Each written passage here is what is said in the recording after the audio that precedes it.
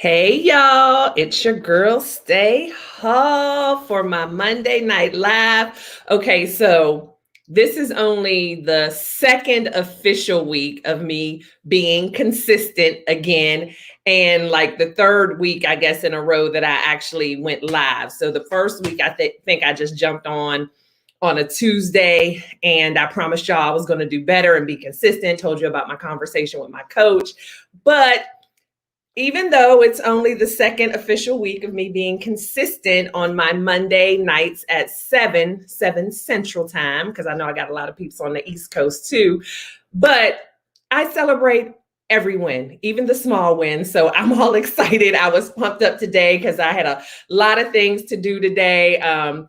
Just working and doing the things. And I was just wondering, am I going to be ready? Am I going to be on time? Am I going to be prepared? And, a million things happen that make you feel like, oh, I'm going to have to cancel. I'm going to have to postpone. And so I was just excited. Like I started a new workout regimen with Fit Bodies by Sharon. Shout out to Sharon. If y'all can look her up on Facebook, Fit Bodies by Sharon. She's awesome. She does virtual workouts, meal plans. So I'm in this 21-day challenge. Today was my first day with that. Did not make the live workout this morning, but thank goodness she has a group and it was recorded. So I had to do that, but just all the things. But what it let me know is when you do commit and you are intentional about it, and God knows your heart and your plans and your desires and your purpose, there is a way. And so I'm like, I'm not canceling. I'm not postponing. I'm prepared. I'm coming on, because there's always something, right? There's never that perfect day where everything just lines up, especially, when you're busy and you're working and you have a business. So I'm just celebrating myself because I made it. I mean, I have on my I can do all things through Christ shirt, because I can do all things through Christ. So I'm excited. I'm glad y'all are here. Welcome, welcome, welcome. Please share the video with your tribe. Share it on your page. Tag women. Invite them to be a part of this Lifer tribe. I mean, I know it's fun, but to have our little secret society, but we have to share with others. Hey, Jody girl. And so we have to share with others. So invite your tribe, invite your circle. Let's grow this Lifer tribe beyond, because I feel like there is a lot of greatness ahead on this journey. And so I want as many people as possible who can benefit and get value out of this to go on the journey with us. So tonight, if y'all saw my little promo, the topic is 5 things that all women need to realize in order to feel complete. And I have really researched this. I have prayed about it. I've really thought about the things in my life that I wish that I may have known in my 20s and 30s that I know now that would have made things a lot easier for me back then, and things that I think we kind of not necessarily take for granted, but we think that they come naturally. They don't. We have to work at them. And so we're going to talk about the 5 things that I believe, in my opinion, if you have these etched in your brain and you live by these things, everything else will kind of just fall in place. So that's what we're going to talk about, because I think the one thing that we all have in common as women, or just people in general, adults, we want to feel complete.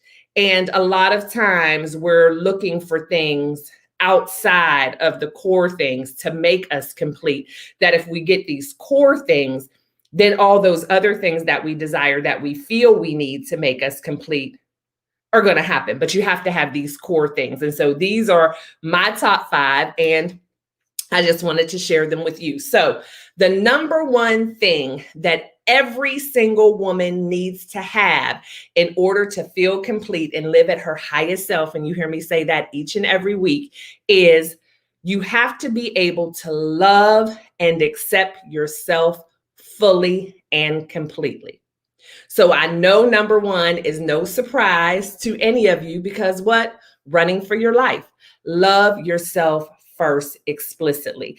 Until you can truly love yourself and accept yourself, flaws and all, it's going to be hard to get some of the goals that you're trying to reach in life, because guess what?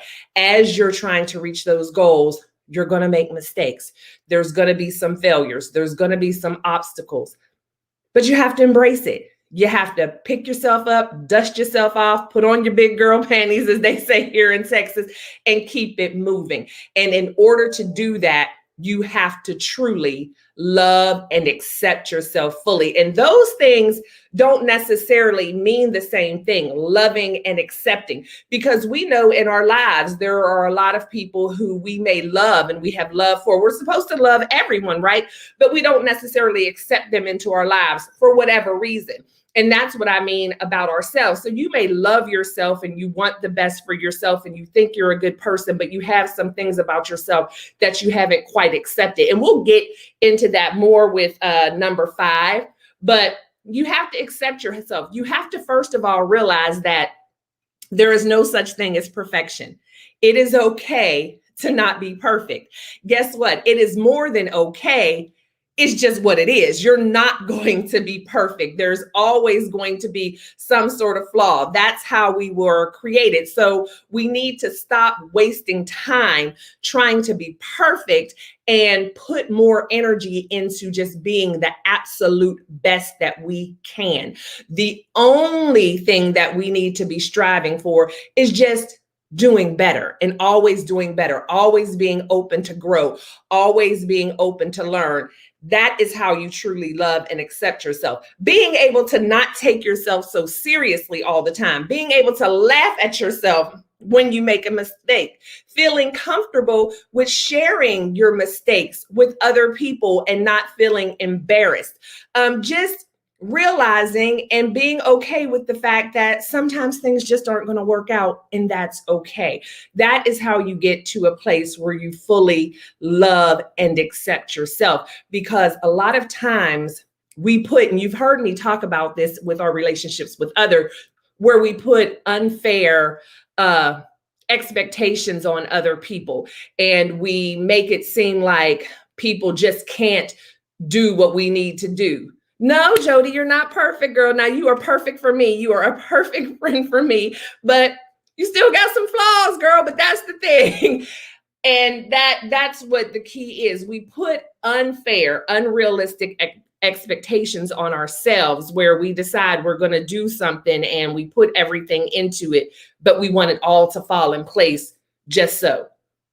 Unfair expectation causes too much anxiety, causes too much stress, and it's just impossible. And so we have to throw those silly ideas out of our mind and just realize that we are who we are. God created us imperfectly. And that means too, that every single time something happens, the reason he did that is so we seek him for guidance. And so we have to be able to throw away the idea of perfection and just embrace being the best that we can be, and embrace the fact that we are able to change and grow and evolve. And in time, if you do truly love and accept yourself, then everything else is just going to fall into place. We have to stop the stinking thinking, stop the negative self-talk, stop downing ourselves, stop doubting ourselves, and just love and embrace and accept ourselves for the beautiful, wonderful human beings that we are, flaws and all. And so for me, like I said, I know it's no surprise to y'all, but that is the number one thing that we need to realize in order to feel complete, because you cannot feel complete. No one else can make you feel complete. No job can make you feel complete. No money, no house,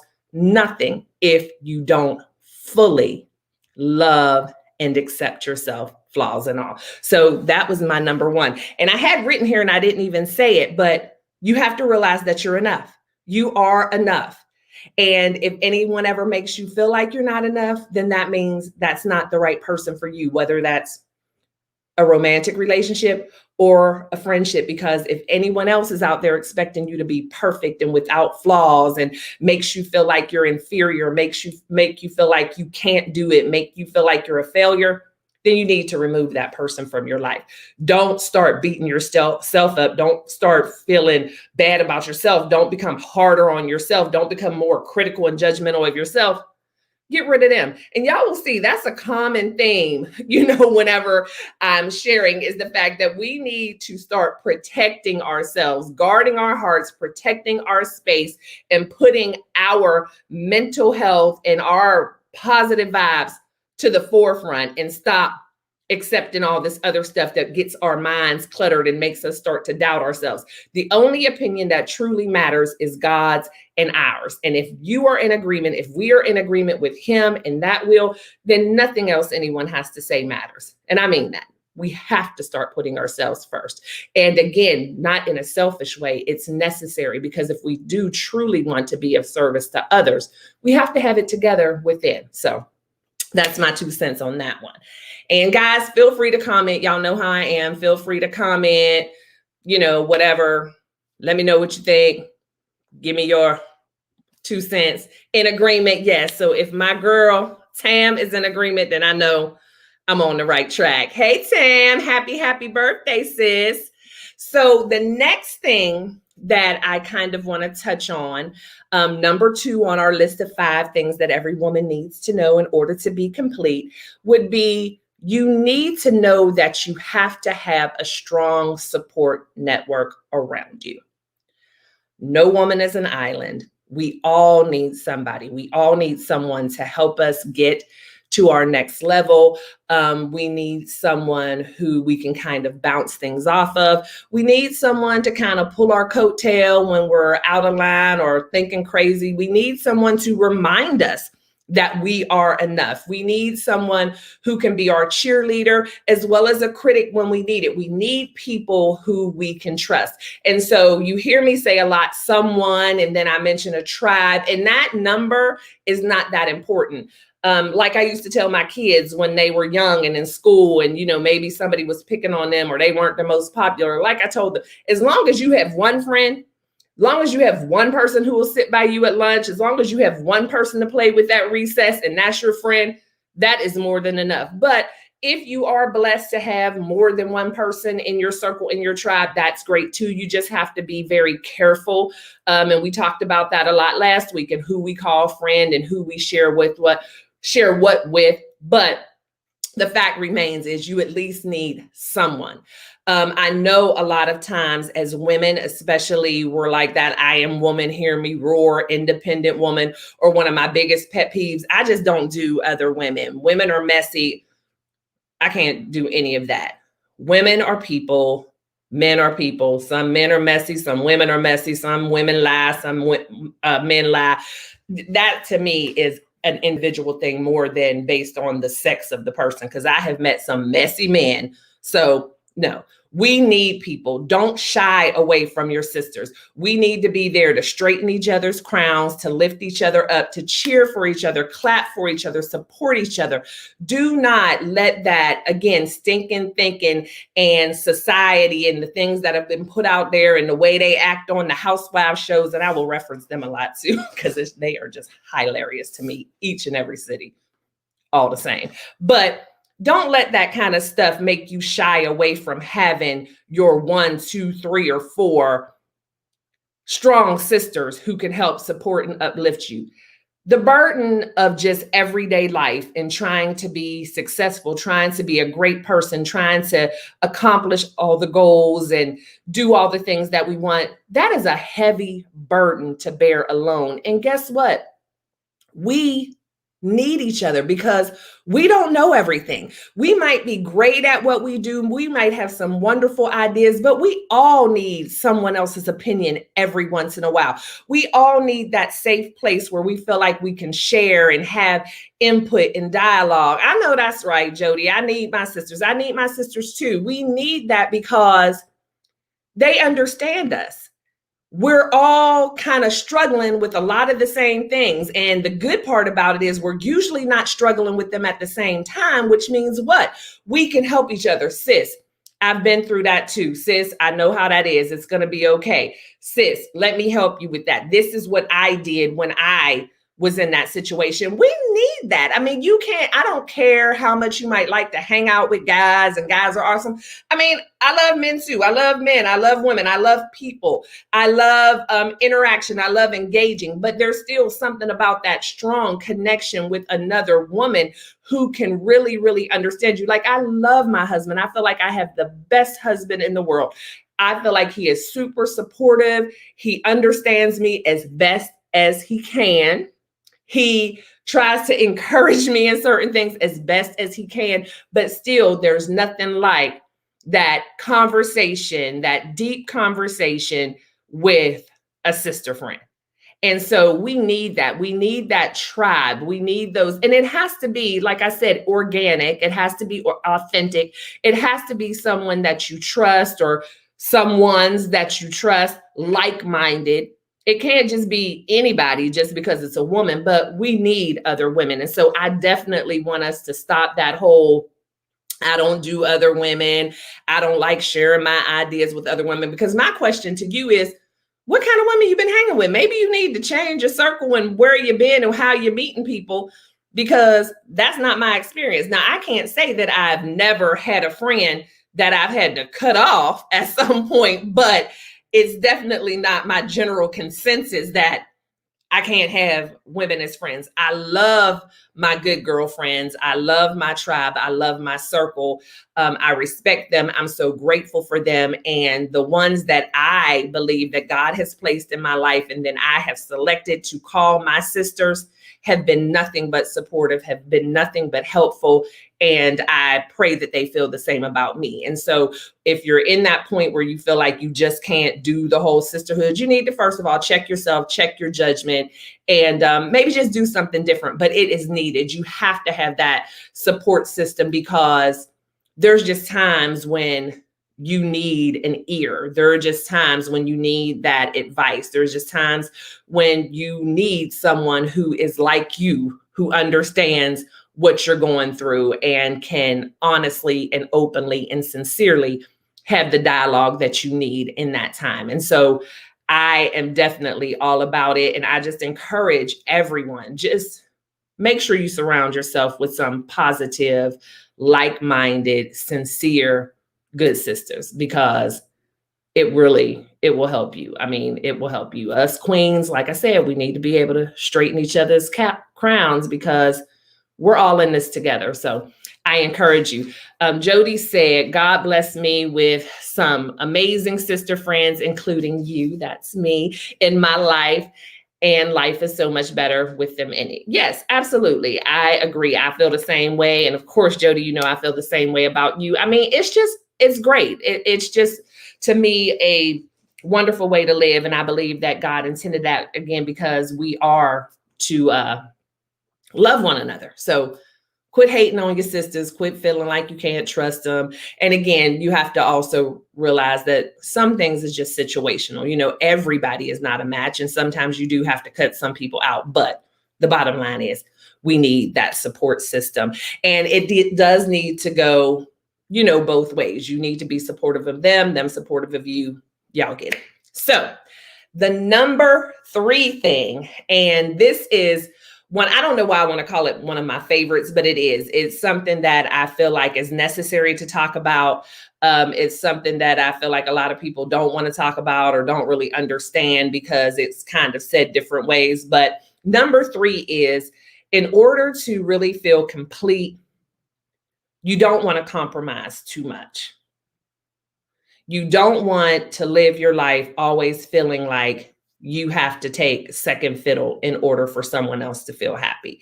And I know, like Wallace and I, with Running for Your Life, which is coming back in June, y'all, not Running for Your Life, I'm sorry, The Hallway. Wallace and I will be back with The Hallway. So he will be seated next to me somewhere, wherever we decide that location's going to be. But with The Hallway, we talk a lot about marriage and relationship from that aspect. And we talk about compromising, and that it is important in relationships to compromise. And again, it may sound crazy, but I compare friendships and marriages. To me, a relationship is a relationship for the most part when it comes to just the groundwork that makes a good and stable relationship. And we talk about the fact that in order to have a good, stable relationship, there has to be compromise, because there are going to be those times where someone is in more need than the other, or someone wants something one way. And so you have to compromise. It can't all be me, me, me. However, you don't want to compromise too much. You don't want to compromise to the point where you're never on the winning end. You're always on the losing end of the stick. Hey, Adrian. Yes, let's continue to normalize authentic relationships. Yeah, it's time out for all that phony baloney. And yeah, time out for all that. I mean, it is what it is. If we're good, we're good. If we're not, we're not. You have to, know when to hold them, know when to fold them, know when to walk away, know when to run. But getting back to compromise, you want to compromise. Compromise is a good thing. You don't want to be a selfish person in a relationship. It's not me, me, me. It's not my way or the highway. But you also don't want to be that yes girl all the time too. We don't want to be that coming to America wife, coming to America friend, whatever you like, because that's only going to end in resentment. So you have to know, in order to be complete, you have to be okay with getting your way sometimes. You have to be okay with sometimes having to draw that line in the sand and say, look, this is what I need. And again, it has to be give and take. It can't be all about you, but you also have to realize in relationships, and I'll go as far to say is even in relationships with your children, we do a lot of compromise and sacrifice with our kids, but it's not always necessary. And we're giving this new generation that sense of entitlement because as moms, we're always compromising our needs to do everything and be there for our children at their every whim, when we're not even realizing that it is healthy for them to hear no sometimes. It is healthy for them to hear I can't sometimes. It is healthy for them to know, no, mom can't be there because guess what? Mom is taking a spa day today. And since you just decided to tell me about whatever this is 2 days ahead, I'm not canceling my massage to make sure that you get the Susie Q's sleepover, whatever. That's healthy. I know as women, we're nurturers. We don't like to say the word no, or we feel like we have to explain when we say no. We have to give a reason for saying no. And one of the best things I ever heard in my life was no is a complete sentence. I love that because I was one of those people where I didn't ever really have a problem. And some of my good friends are on here, so they can probably attest to the fact I don't have a problem standing up for myself. I don't have a problem saying no. But my issue was if I did have to say no, or if I did need to not compromise for someone else, I felt like I needed to explain it. And so that whole no is a complete sentence really was a burden off of my shoulders when I realized I don't have to come up with this whole dissertation on why I can't do it. I just can't.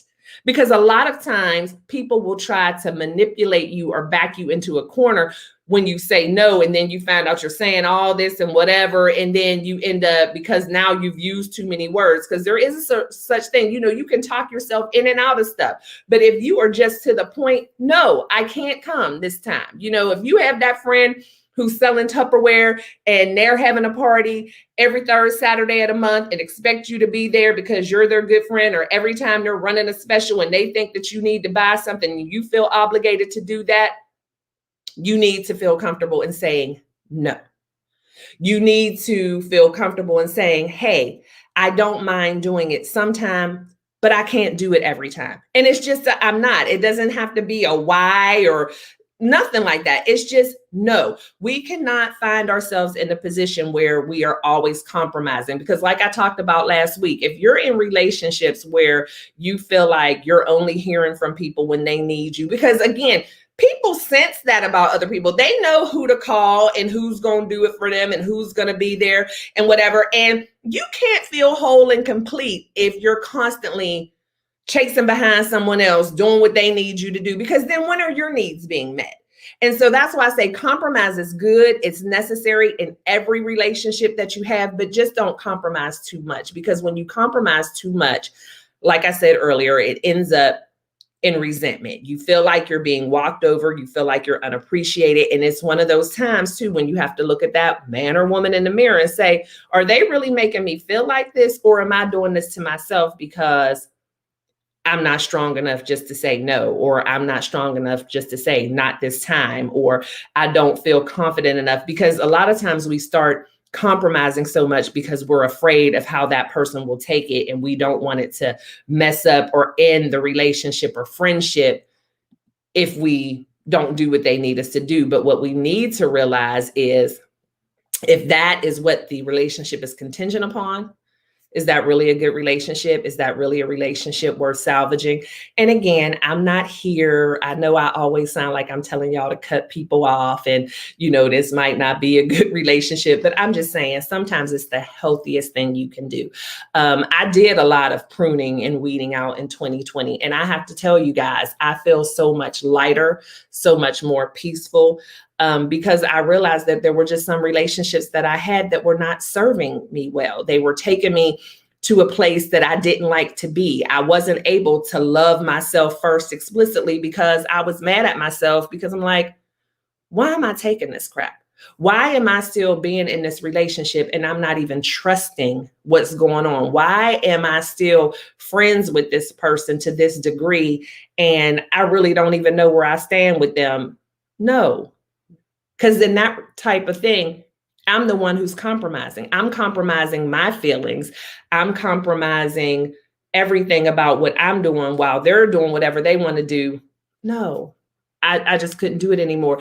And again, it's not the easiest thing to do. It's kind of difficult at first, but you realize shortly thereafter, though, man, that was a heavy load. A lot of times we don't realize how heavy something was until we let it go.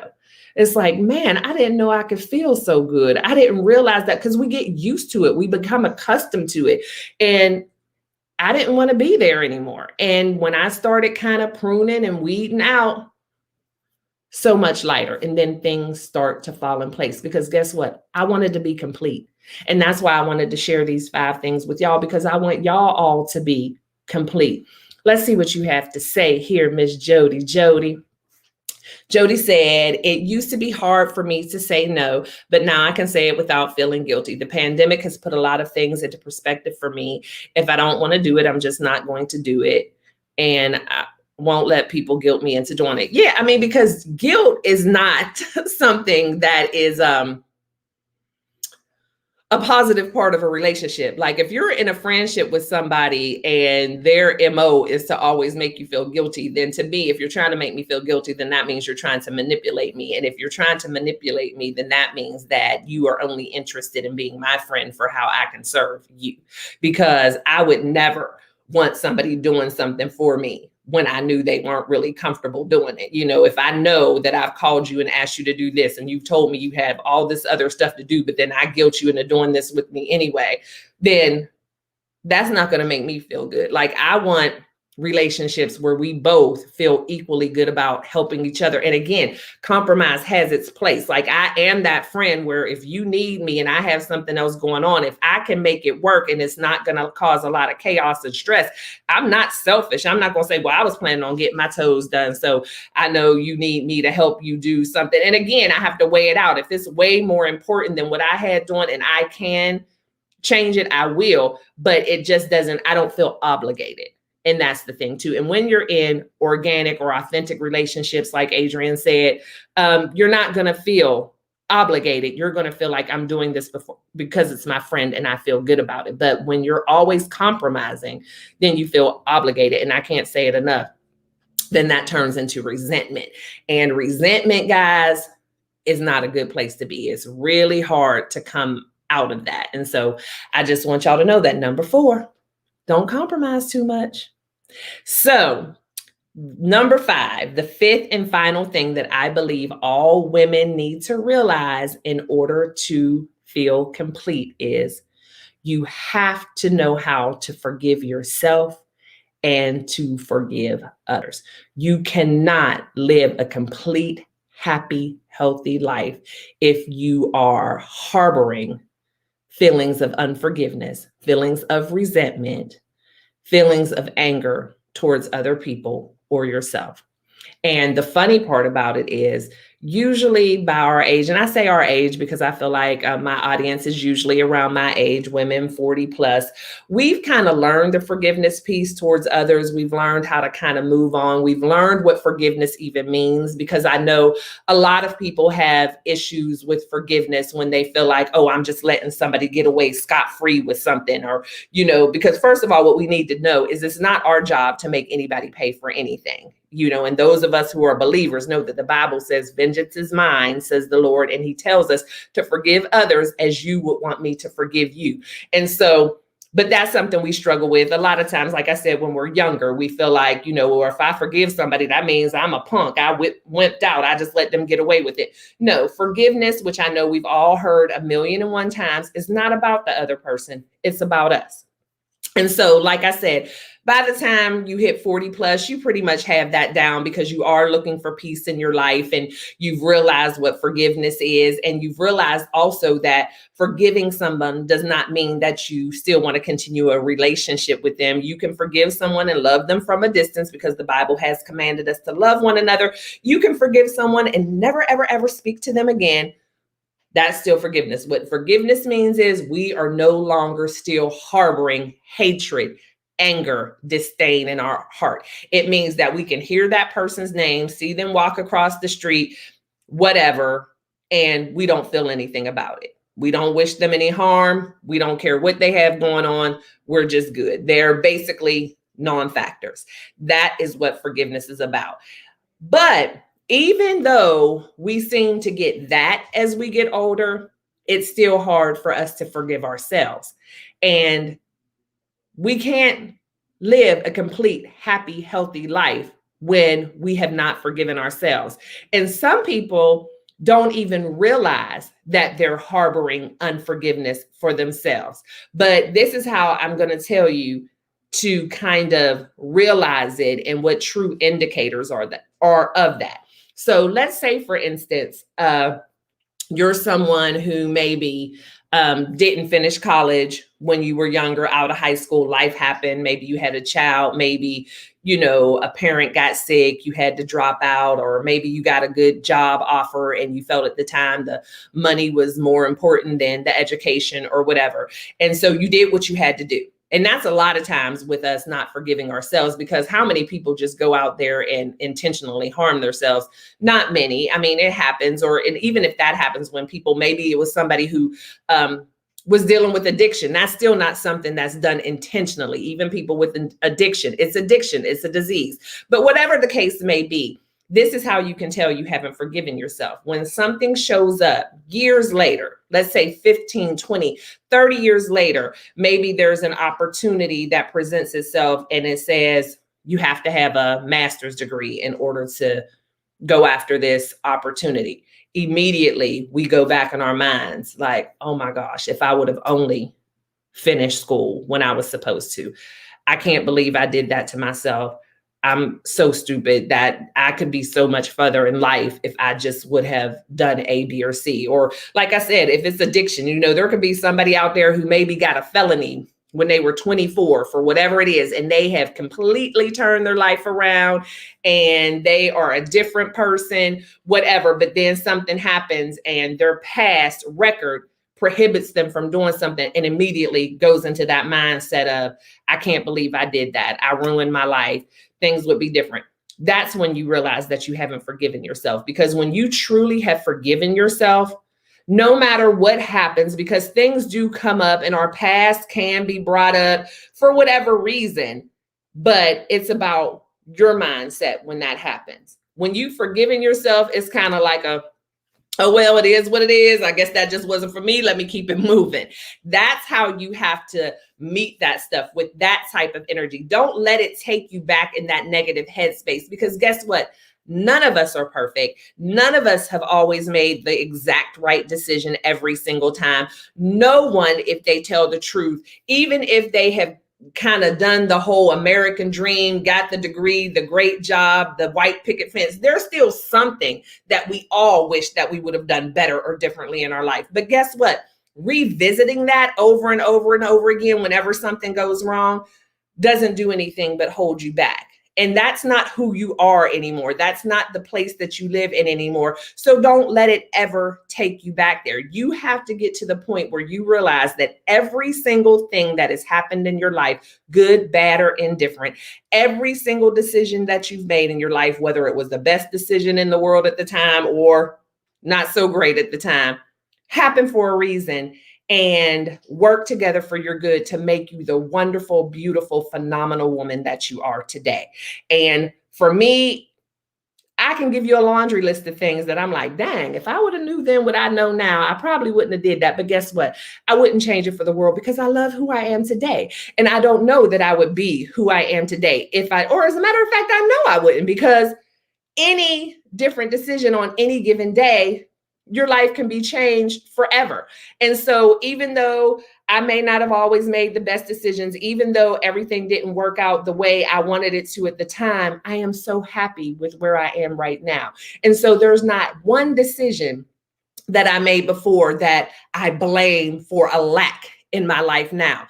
I actually chalk it all up to a gain, because guess what? For what I am passionate about and what I do all the time, I need to have something to share. How can I even begin to encourage, uplift, and motivate other people if I've never gone through anything? And so it is what it is.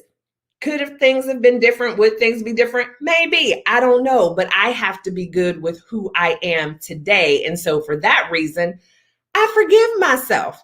I forgive myself, but I also acknowledge that no one is perfect. And so whatever happened, happened, but I'm where I'm going to be today. And does that mean I'll never make another bad decision? Does that mean that I'll never do something that I'm like, dang, why I do that? No, absolutely not. Because again, I'm not perfect. Let me see, Jody, you said a mouthful here, girl. Let me see. It's really hard for me because I'm such a trustworthy person. And when someone betrays my trust, this makes me crazy and I totally disconnect. I try to forgive them, but I know that I haven't fully because my heart still hurts, especially when it's someone who I thought was my ride or die. So y'all, please pray for me on this one because I need help in this area. And I get it, Jody. I get it. And you know I get it. And sometimes it takes a while. One thing that I do tell people, and I talked about this a little bit last week when I was talking about toxic relationships, is you kind of have to gauge that friendship. And if something is bothering you to that degree, then it probably was a good friendship at some time, and someone you really did trust at that time. And so you may just have to have that crucial conversation with them and close that chapter. I can't guarantee there's always going to be closure or resolve because that takes two, and it depends on how open that person is to hearing what you have to say and whether or not they are interested in having that dialogue with you. But I would at least say, have the conversation. Sometimes, people don't realize what they've done, or maybe they have changed who they are. And again, it doesn't mean that you have to have relationship with them anymore, but just sometimes the conversation is cleansing where you can finally just get it out of your mind. And another thing about forgiving people and people betraying your trust is you also have to realize that that's about them. It's nothing about you.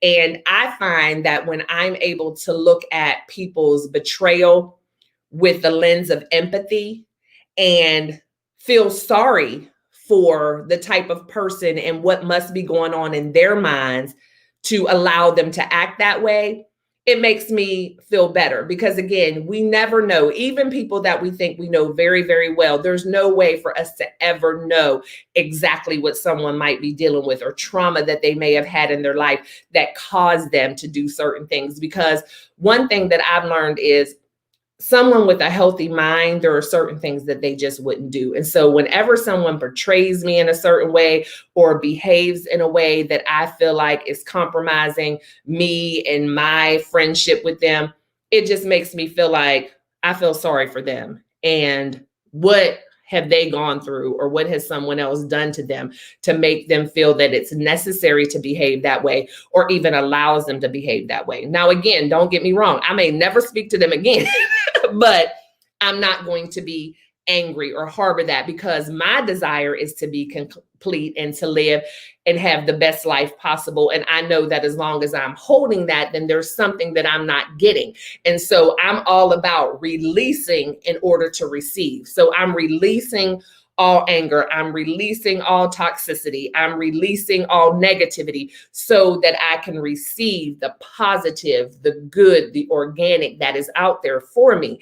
And what I do, like I said, is have empathy on that person, that they can't live the fullness of life that I live. Because I also believe that anyone who could intentionally cause harm to someone else, just imagine what they're doing internally to themselves. And sometimes people do things to other people to kind of dull the pain of what they're going through. You know, the old cliche, misery loves company. Sometimes people just can't handle our happiness. Sometimes people just can't handle our contentment, and they don't even realize it. But what they do is cause chaos and drama because they want you to hurt the way that they hurt. And so, Jody, maybe if you just look at it that way and realize that that person has to have some sort of trauma, some type of mental anguish, something that's causing them to behave in that way. Because again, a healthy mind is not going to do that. Someone who is content and whole and at peace. And that's why I like to share this stuff with y'all, because that's the result of what happens when you don't follow these 5 steps, when you don't realize these things. That's the kind of person that results from that. Someone who is bitter, someone who will betray others, someone who is always unhappy, someone who's looking for that misery to keep them company, because some people don't even know how to be happy. They've suffered so much trauma. They have not been loved properly. They haven't had people to pour into them. And they just kind of wallow in self-pity, which makes them lash out and act out. And so I would just encourage you, Jody, first of all, to have that conversation with the person if you think that that's something that's doable, because sometimes there is some kind of closure with that. But again, that's not always possible. And I don't recommend that for everybody with every situation, because some stuff is just left buried and gone. But for you, you have to forgive. And it may help you if you just realize that's not a happy person.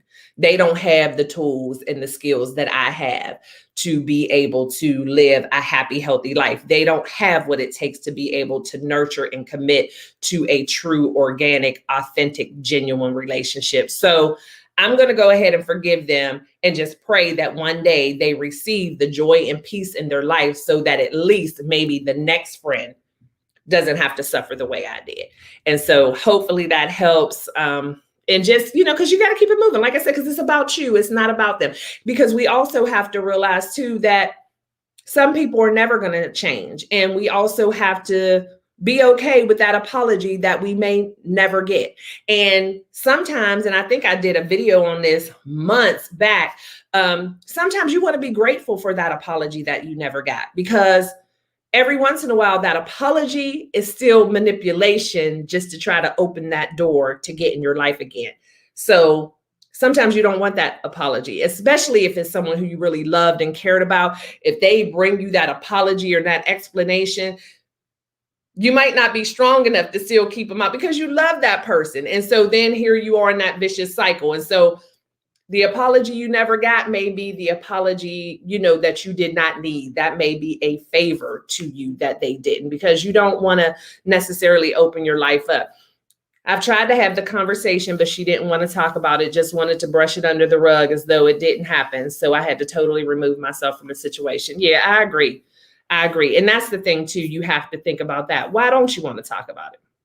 So if you don't talk about it, then does that mean that what you did was intentional? Does it mean that you don't care? Are you that embarrassed or ashamed of what you did? There's a lot of things behind that. And so you did the best thing. You just have to close that door, pray for that person, but you do have to release whatever anger or resentment you have, again, for you, because you don't have a minute in your day to entertain negativity. And again, that person probably done going on about their business, especially if they didn't want to talk about it. They're probably in complete denial and probably blaming you for the situation, because that happens all the time too, because they just don't want to realize it. A lot of people, that's why I'm always talking about looking at that woman in the mirror. It sounds, easy enough, and that's the Michael Jackson song, but sometimes that is the hardest thing to do. It's hard to forgive ourselves, but a lot of times it's hard to call ourselves out because we're ashamed of what we've done. And so that person needs to go through the steps and realize, look, I did it.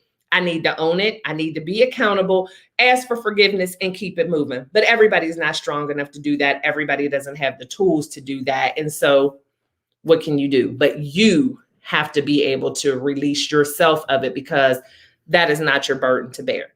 Whatever happened, that's on them. Pray that they get mentally healthy and mentally sound enough where they don't do it again. But for you, you got to keep it moving. Yes, Adrian, gaslighting. And that's the thing. That's why I say you have to be very careful who you choose to have those conversations with, because again, I have some relationships in my life where I've had to change the dynamic of the relationship, move on, cut them off. Some where I've had the conversations and I felt like it would be a healthy conversation and the relationship would look different, maybe not the same. But then there's other ones, because I know how that person operates, I've not even bothered to have the conversation because they are gaslighters to the nth degree.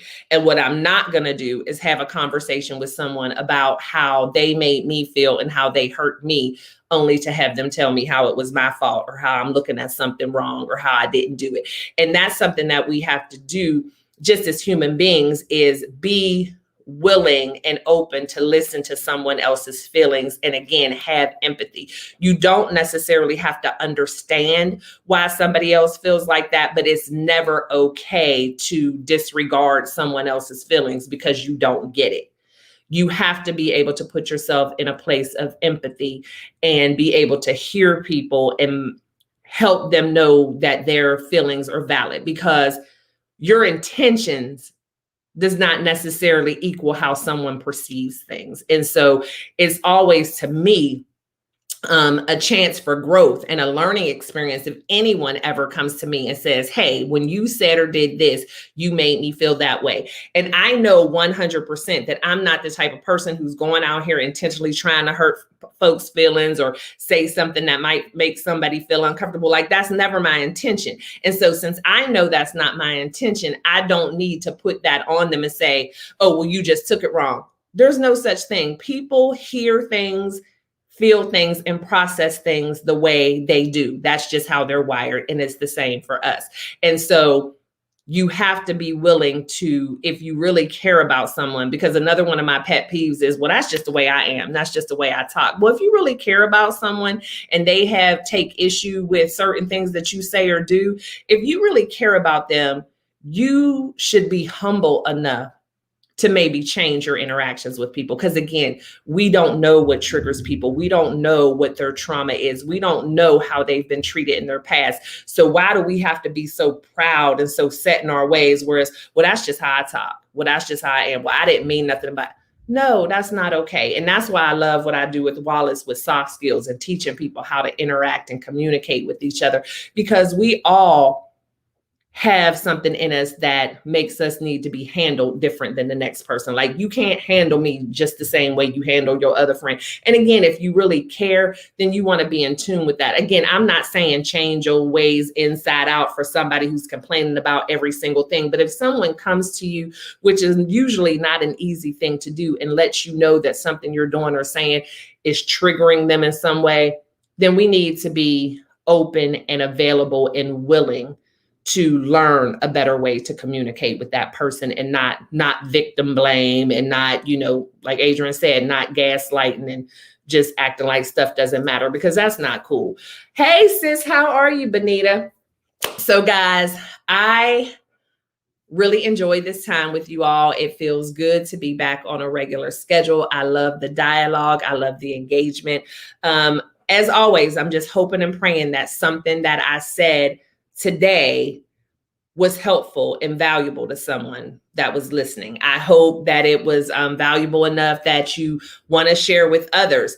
Also, like I said, my door is open. If there's anything that you would like to talk about, a good topic that you think, for the weeks to come, hit me up. I'm open to that, because I realize this is my platform. This is my passion, but it's about all of us. And I don't know anything but what I've dealt with. I don't know how to talk about anything but what pops in my mind. And I don't know everything. And so I open my door to each and every one of you to give me some, new topics, some tips, just whatever. I just want this to be all inclusive. And so I really appreciate you guys. Hey, Vonda, how are you? I really appreciate you guys taking the time out of your schedules to just sit and chat with me and indulge, stay hall, and just embracing running for your life the way you have, and just being patient with, the times where I've kind of been MIA, and you all showing me the grace to still be here when I do pop up. Yes, Benita. I thought that was Benita. That was Vonda. I'm awesome. Good to see you. Oh, thank you so much. And thank you, Vonda, for that hashtag lifer. Y'all hit me up with that hashtag lifer. That's something I have to get back in the habit of doing because I forget. So I appreciate my sister friend because you never forget. So y'all hit me up with the hashtag lifer before we sign off for today. And I just want to quickly go back over our 5 things. We have to love and accept ourselves fully and completely and know that we are enough, number 1. Then we have to make sure that we have a strong support system of sisters around us that we can have for love, support, and encouragement. Number 3, compromising has its place, but don't compromise too much. You cannot always be on the short end of the stick, always being the one to fold, always giving and never receiving. And number 4, oh, we missed number 4. Why didn't y'all tell me we missed number 4? And you think I'm going to let y'all go? We missed number 4. Why was nobody counting? And number 4 is important. Number 4, which is now going to be number 5, thing that we have to realize and stop doing as women if we want to be complete is we have to stop comparing. We have to stop. Imposter syndrome is real. Your journey is your journey. You and another sister may have the same exact goal, but the way you get that end goal is going to look different, and it's okay. Never feel like you're not enough. Never feel like you can't do it just because you're not doing it the way someone else is doing it. And I'm talking about everything from how you parent to how you run your business, to how you deal with your husband. There is a lot of things. Like I see people taking these polls on Facebook.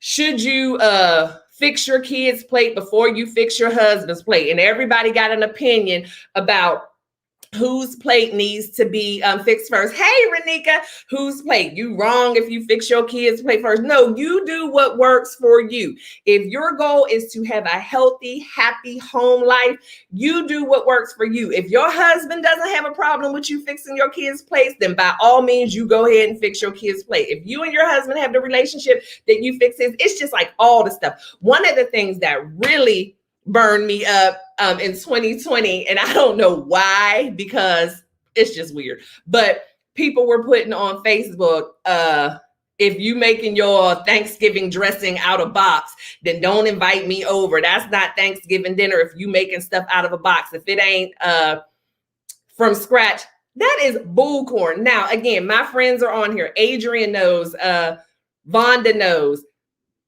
Jody knows. I cook from scratch. I love to cook. That's my thing. I cook almost every day, even though, y'all, I'm kind of slacking now since Nunny Butters went off to college and we kind of like empty nesters, but that's a different story for a different day. But I was still offended because I'm like, that's what we do as women that it needs to be time out for.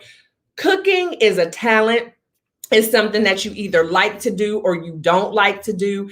Everybody, just like I sing, everybody doesn't sing. There are other people who are wonderful gymnasts. I can't do a backflip. Like, you have to stay in your lane. We don't all have every single talent and whatever. But the thing is, As long as these sisters are out here and they're putting Thanksgiving dinner on their table and they are taking care of their family, then that is Thanksgiving dinner for them. But what happens is we start comparing because it's like, oh my gosh, am I not, taking care of my family, right? Because I don't know how to make dressing from scratch, or the whole thing, the difference between dressing and stuff, and then that's for white folks and this is for, stop it. Everybody's journey is different.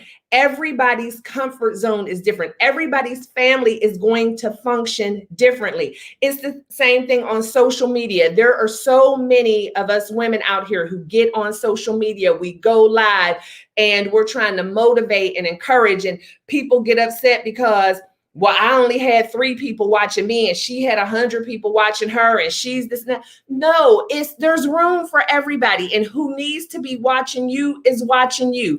And whatever goal it is that you have, as long as you stay consistent, as long as you are in the will of God, whatever it is that you want, if you're trying to gain a book out of this, if you're trying to, whatever it is that you're trying to do, if it's for you, it's for you. It doesn't matter how somebody else is doing it, who is watching them, how many people are watching them, what they're doing, what they're saying. You just stay in your lane and you stay focused. You don't need to look to the left nor to the right. Just look straight ahead. Keep your eye on the prize for your goal, and don't compare yourself to anyone else. Comparison is the biggest thief of joy.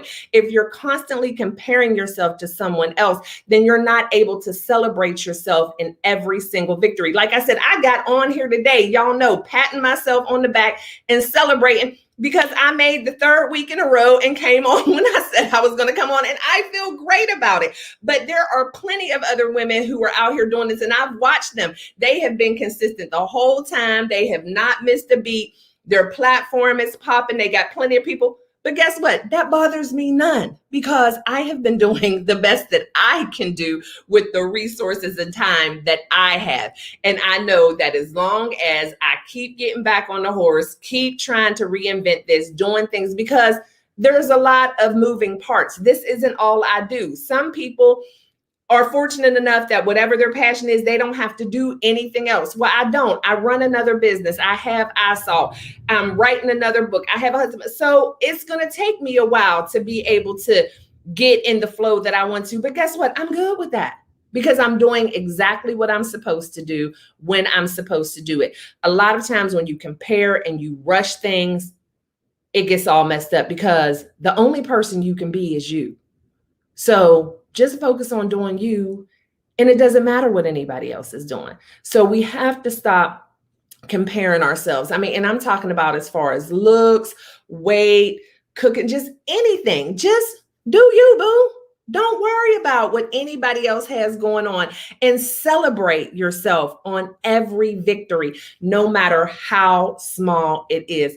Celebrate yourself and realize that you're moving forward and you're in your own journey and you're going to have your own story, and you can't do what anybody else is doing because you're not them. So you can only do what you can do.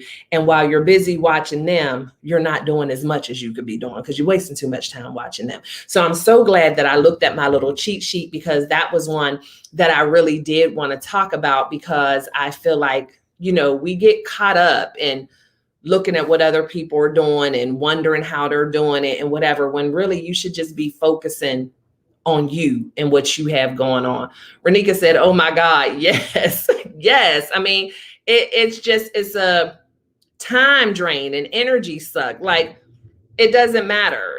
It doesn't, imagine, if I was sitting here comparing myself to Oprah every day, oh my gosh, I'd be somewhere in a fetal position, banging my head off the wall. Benita said, boom, stop comparing, be you, be the unique you. Yes, because that is really all you can really do. Anything else that you're doing is not going to be authentic, and it's not going to work. Vonda said that's because people got too much time on their hands. Absolutely. Because I don't. There are people who I need to be watching just for research and resource, and, people who do things that I like to do just to get ideas. And I don't have time to watch them, let alone, I just don't have time. And like I said, too, last week, if it's about social media and that kind of stuff gets under your skin and makes you go into the imposter syndrome, then start unfollowing people. You know, you don't have time for those types of distractions. If it bothers you to see Susie Q get on and she has 100 some people watching and you feel like she's full of crap and why they watching her, whatever, unfollow her. There are so many things. Like I said, if we learn to let go, life would be so much more peaceful and so much more free. Get rid of the distractions. And sometimes we have to, because you know, our mind is our mind. And as much as we want to stay positive and say that we're not comparing, sometimes it's difficult. And so what you have to do is just remove yourself from the situation. Don't be involved in it, because if you feel like, okay, I'm staying positive, I'm not paying attention to them, but boom, something pops up, you get drawn into it. So if you unfollow, block, delete, whatever you got to do, guess what? That eliminates the distraction. So then you don't know what they're doing and what they got going on. And you can pretend that you're the only one doing what you're doing and you're the best at it. You know what I mean? We have to sometimes Jedi mind trick ourselves to stay in a positive space. And that's okay, because I am a true believer in you fake it till you make it. You do what you have to do to get by, to stay focused until you become 100% comfortable in the skin that you're in. And I know that might sound crazy, you know, with me being almost half 100 this year, saying that, but there are still times when, you know, I'm not 100% comfortable in the skin I'm in, because I feel like I should be further along than I am now. And there are times where I become distracted. So anything that I'm saying to y'all, like I said, I'm talking to me too, because I'm not perfect. I have not overcome every single obstacle, but I've become a master at managing it. I recognize when things are off kilter. I recognize when I'm becoming distracted. I recognize when I become bothered or irritated by things, and I immediately nip it in the bud, pivot, do something different, because I don't have a minute for it. But again, I'm not perfect, so I still can be affected. But the thing is recognizing it and making the change that you need to do. And yes, Sandra, you're absolutely right. Let go and let God, because when all is said and done, we're not in control of it anyway. It's all in God's perfect timing. It's going to happen the way that He's already predestined it to happen. And so what's the use in fighting it anyway? And so I'm glad that I looked over at my little notes, which is something else that I had to, you know, train myself to do, because I used to feel like, oh, I know what I want to talk about. I'm just going to get on there and talk about it, whatever. But my husband had to pull my coattail, because there were times when I would finish doing a radio show or a live, or even if I was talking somewhere in person, and then afterwards I'd be like, dang, I forgot to say such and such. And he's like, see, I told you need to write stuff down. But I prided myself at being like Jay-Z. Y'all know Jay-Z, he don't write none of his raps. Again, you know, I'll be talking about the Lord and all that too, but I still got a little bit of, you know, ratchetness in me, and I love me some Jay-Z. But anyway, Jay-Z doesn't write his rhymes down. So I felt like I never had to write anything down. But what I found is I would speak and things would be good, but they could have been excellent if I just would have written them down. And so my husband pulled my coattail on that, because he got tired of me saying, oh, I forgot. And so I do jot a little note down every once in a while. And it would have been so sad for me if I would have gotten off of this live tonight and I forgot to tell y'all, don't be comparing yourself to nobody else. We are perfectly imperfect people. Absolutely. We are all unique, and there's a reason why we have the differences and the quirks that we have, and that's what makes the world go round. So again, this time I'm going to end it for real, because I've looked over my notes and I have hit all my important points, and we've talked about everything, and I just cannot tell you guys enough how much I appreciate you for being on this journey with me, for being a part of the L.Y.F.E tribe. Please, if you have not already, hit me up with a hashtag L.Y.F.E. Something else I want to ask y'all to do is go on all social media and look me up at Stay Hall and follow your girl. Follow me on Instagram.